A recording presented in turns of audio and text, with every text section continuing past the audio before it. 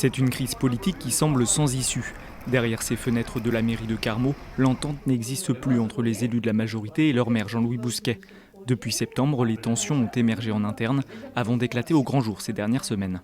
Sur le fond des idées défendues, ce ne sont pas les projets que nous voulions réaliser dans le programme, mais aussi sur la forme, qui est la forme du débat justement.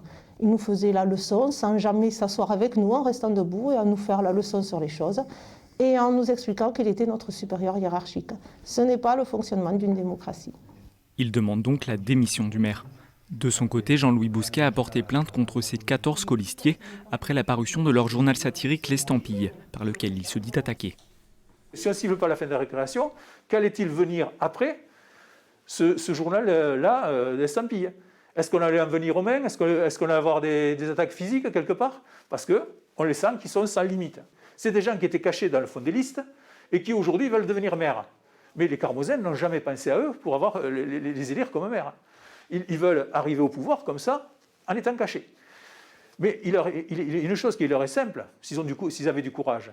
Ils sont 14. Les 14 démissionnent, on repart sur des élections.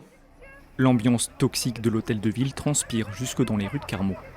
C'est les habitants de Carmaux qui vont pâtir de cette situation. La population avait fait confiance donc, à de nouvelles personnes sur le Carmauzain et on est déçus qu'il y ait toutes ces tensions. Entre le maire et ses adjoints, c'est à qui démissionnera le premier. Le feuilleton de la mairie sera suivi de près sur le marché.